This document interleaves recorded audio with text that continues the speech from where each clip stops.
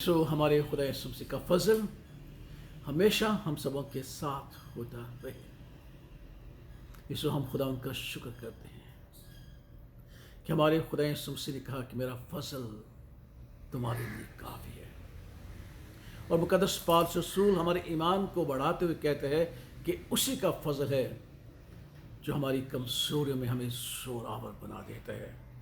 उसी का फजल है कि वो हमारे ईमान को तक़वियत देते हैं और हम ताज़गी हासिल करते हैं।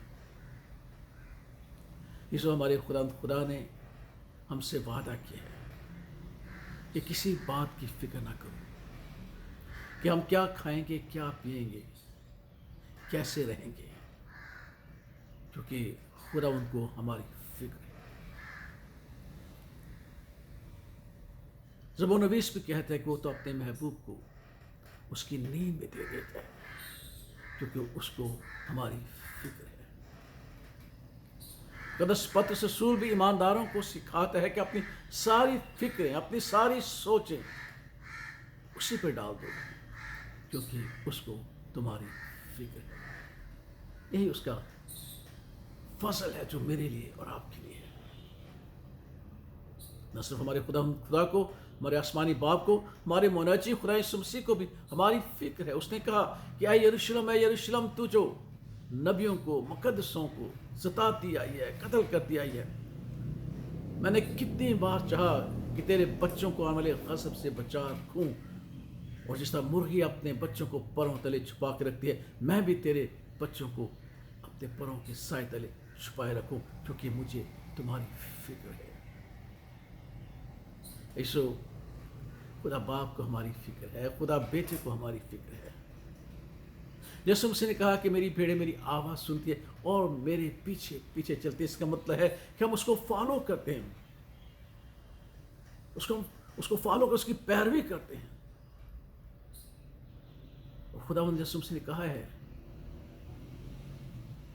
कि जैसा मैं तुम्हारे साथ रवैया रखता हूं, तुम भी एक दूसरे के साथ उसी तरीके से रवैया रखा करो।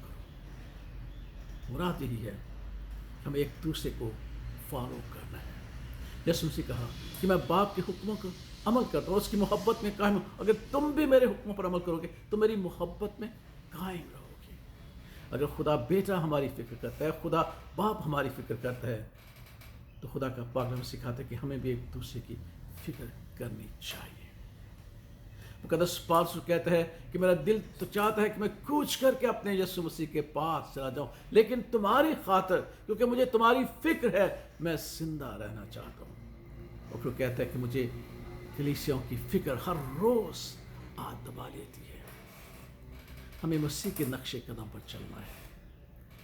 जिस तरह बाप हमारी फिक्र करते हैं, जिस तरह मसीह हमारी फिक्र करते हैं, सब मुकद्दसीन हमारी फिक्र करते हैं, हमें भी एक दूसरे की फिक्र करनी है। वक्त नज़दीक है, बेदीनी बढ़ जाएगी। हमें अपने घर से ये शुरू करना है, अपने बच्चों के लिए फिक्र करनी है, अपनी कलीसिया के लिए फिक्र करनी है, अपने मुल्क के लिए, अपने मुआशरे के लिए फिक्र करनी है, अपनी कलीसिया के लिए फिक्र करनी है। और इसी फिक्र के बारे में यिर्मयाह नबी ने बनी इस्राएल को, जब वो इंतहाई लेवल पर खुदा उनको छोड़ चुके थे, उसकी बातों का लिहाज नहीं करते, तो कहा कि फिक्र करो अपने बच्चों के लिए, अपने खानदान के लिए। और उसने अपने नौह में कहा, ऐ दुख तेरे सयून की फसील, शब रोज आंसू नहर की तरह जारी रहें, तू बिल्कुल आराम ना ले, तेरी आंख की पुतली आराम ना करे। उठ रातों के पहरों में, उसके शुरू होने में फरियाद कर, खुदा उनके हुजूर अपना दिल पानी की तरह उंडेल दे अपने बच्चों की जिंदगी के लिए, अपने बच्चों की जिंदगी के लिए, अपने मुस्तकबिल के लिए, अपने आने वाले दिनों के लिए।